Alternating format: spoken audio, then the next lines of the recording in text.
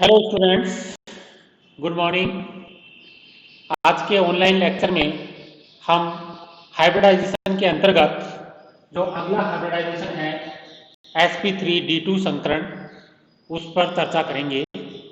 sp3d2 संकरण में एक s ऑर्बिटल, 3 p ऑर्बिटल व 2 d ऑर्बिटल पार्टिसिपेट करते हैं और 6 sp3d2 संकरित कक्षकों का निर्माण होता है, जो कि त्रिविम में अष्टफलकीय रूप से व्यवस्थित होते हैं, यानी अष्टफलकीय संरचना का निर्माण होता है। तो सबसे पहले हम यह अष्टफलकीय जो संरचना है उसके बारे में हम बात करते हैं, किस प्रकार की अष्टफलकीय संरचना होती है। तो इससे पहले वाला जो संकरण हमने पढ़ा sp3d संकरण, उसमें हमने देखा कि जो केंद्रीय परमाणु हैं उसके चारों ओर 5 sp3d संकरित कक्षक व्यवस्थित हैं, जिनमें से 3 जो sp3d संकरित कक्षक हैं वो इक्वेटोरियल पोजीशन पे हैं, जबकि 2 जो sp3d संकरित कक्षक हैं उस इक्वेटोरियल प्लेन के ऊपर और नीचे व्यवस्थित हैं। तो इस प्रकार से ट्राइगोनल बाइपिरामिडल स्ट्रक्चर का निर्माण हुआ। ठीक उसी प्रकार से अगर हम अष्टफलकीय संरचना की बात करें तो इक्वेटोरियल पोजीशन पर जो 4 अटैच्ड जो एटम होंगे, केंद्रीय जो परमाणु हैं उसके साथ में जो 4 परमाणु जुड़े हुए होंगे इक्वेटोरियल पोजीशन पे, वो एक प्लेन में होंगे। एक जो ऑर्बिटल है प्लेन से ऊपर होगा और एक प्लेन के नीचे होगा। तो इस प्रकार से अष्टफलकीय संरचना का निर्माण होता है। देखिए अष्टफलकीय संरचना किस प्रकार से बनती है। यहाँ पे देखिए, ये सपोज करिए केंद्रीय परमाणु है और ये अटैच्ड परमाणु है A1, A2, A3 और ये A4, राइट। और एक प्लेन के ऊपर होगा जिसको हम A5 कहेंगे और एक प्लेन के नीचे होगा जिसको हम A6 कहेंगे। इस प्रकार से अगर हम इनको मिलाएं तो एक हमें अष्टफलकीय संरचना प्राप्त होती है, जिसको हम बोलते हैं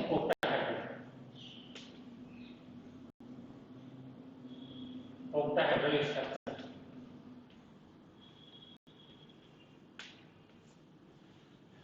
ओके, तो यहाँ पे देखिए, अगर हम केंद्रीय धातु परमाणु की चारों ऑर्बिटल्स की बात करें, एक हाइब्रिड ऑर्बिटल इधर व्यवस्थित होगा, एक हाइब्रिड ऑर्बिटल यहाँ होगा, एक हाइब्रिड ऑर्बिटल यहाँ होगा, एक यहाँ होगा, एक इधर होगा, एक इधर होगा, इस प्रकार से। तो यहाँ पे देख रहे होंगे ये जो हाइब्रिड ऑर्बिटल है वो क्या है, इक्वेटोरियल है, इक्वेटोरियल हाइब्रिड ऑर्बिटल, और ये है axial hybrid orbitals, axial hybrid orbitals, ये दो। ओके, इसमें इसको हम ऐसे भी कह सकते हैं, ये जो स्क्वायर प्लेनर है इसके दोनों तरफ एक एक जो है, ये जो हाइब्रिड ऑर्बिटल है वो व्यवस्थित है प्लेन के ऊपर और प्लेन के नीचे। जिस प्रकार से ट्राइगोनल जो बाइपिरामिडल स्ट्रक्चर थी उसी प्रकार से स्क्वायर प्लेनर बाइपिरामिडल, ठीक है। तो इसमें 8 जो है फेसेस हैं, 8 फेसेस। ये जो इस तरीके से जो स्ट्रक्चर बन रहा है, इस प्रकार की स्ट्रक्चर, इसमें 8 स्ट्रक्चर है, इसलिए इसको हम नाम बोलते हैं ऑक्टाहेड्रल या अष्टफलकी, ठीक है। तो अब हम आते हैं इसके एग्जाम्पल पे। तो इसका सबसे बेस्ट एग्जाम्पल है SF6, ठीक है। तो इसमें सबसे पहले केंद्रीय धातु परमाणु का हम मूल अवस्था का इलेक्ट्रॉनिक विन्यास लिखते हैं और देखते हैं कि इसके बाह्यतम कोश में कितने इलेक्ट्रॉन्स हैं। तो मूल अवस्था के इलेक्ट्रॉनिक विन्यास में हम पा रहे हैं कि जो बाह्यतम कोश है 3 वाला n=3, उसमें 6 इलेक्ट्रॉन्स हैं टोटल। तो इसको हम बॉक्स डायग्राम में प्रदर्शित करेंगे तो 3s2 3p4।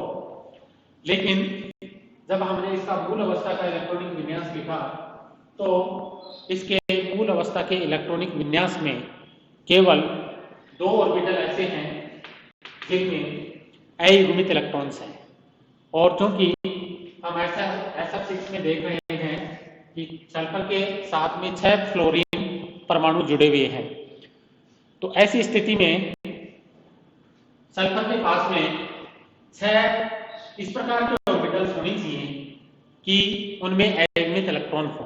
तो हम क्या करते हैं, सल्फर का एक्साइटेड स्टेट का इलेक्ट्रॉनिक विन्यास लिखते हैं। Excited state electronic configuration. Excited state electronic configuration हमने लिखा है। तो यहाँ पे देखिए 1 2 3 4 5 6 ऑर्बिटल्स ऐसे हैं, 6 ऑर्बिटल्स ऐसे हैं जिनमें एक अयुग्मित इलेक्ट्रॉन्स है। ओके, तो यहाँ पे देखिए ऐसी स्थिति में जब हम फ्लोरीन के ऑर्बिटल के साथ में इन सल्फर के ऑर्बिटल्स का ओवरलैपिंग करवाएंगे, तो जिस ऑर्बिटल का ओवरलैपिंग 3s से होगा उसका बॉन्डिंग कुछ अलग टाइप का होगा, 3p के साथ में होगा उसका कुछ अलग टाइप का होगा, 3d के साथ में होगा उसका कुछ अलग टाइप का होगा। तो इस चीज को दूर करने के लिए हम इन सभी कक्षकों के मध्य क्या करा देते हैं, संकरण करा देते हैं, और संकरण के परिणाम स्वरूप हमें 1 2 3 4 5 6 ऑर्बिटल ऐसे प्राप्त होते हैं जिनमें एक अयुग्मित इलेक्ट्रॉन है। देखिए 1 2 3 4 5 और 6, ये हो गया sp3d2 हाइब्रिडाइजेशन या हाइब्रिड ऑर्बिटल्स।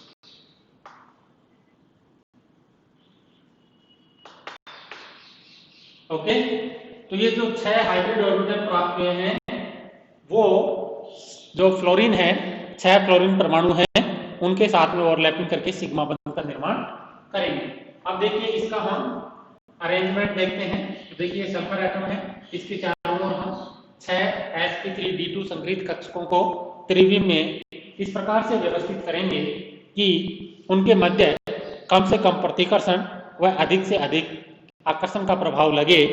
ऐसी केवल और केवल एक ही व्यवस्था ऐसी हो सकती है जिसमें प्रतिकर्षण न्यूनतम हो। जब प्रतिकर्षण न्यूनतम होगा तो वो जो स्ट्रक्चर है उसकी एनर्जी सबसे कम होगी, और जब एनर्जी सबसे कम होगी तो उसकी स्टेबिलिटी सबसे अधिक होगी। तो यहाँ पे देखिए 1 2 3 4 5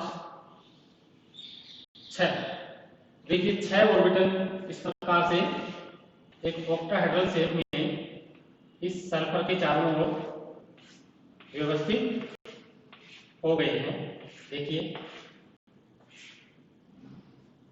इस प्रकार से, ठीक है। और उसके बाद में क्लोरीन का जो है ऑर्बिटल p ऑर्बिटल है वो इसके साथ में ओवरलैपिंग करेगा, और इस प्रकार से sf6 का निर्माण होगा। देखिए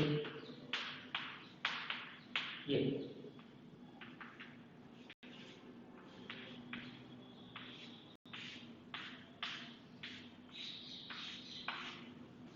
अष्टफलक के स्ट्रक्चर हम इसको बोलेंगे ऑक्टाहेड्रल स्ट्रक्चर।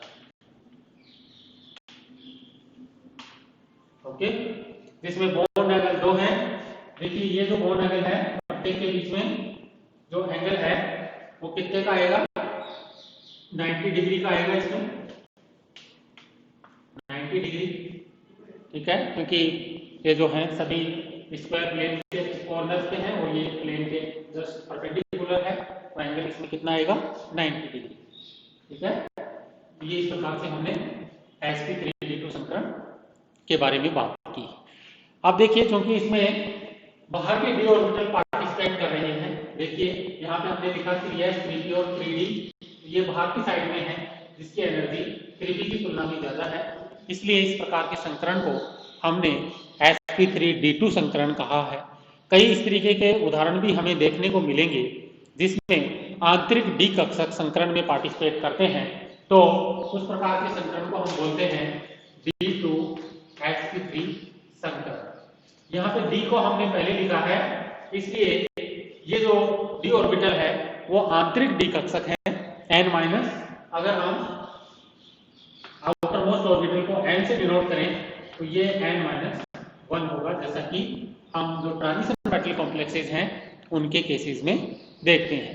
ठीक है, तो ये जो आज का वीडियो है हम यहीं पे स्टॉप करेंगे और नेक्स्ट वीडियो में हम जो अगला संस्करण है उसके बारे में चर्चा करेंगे।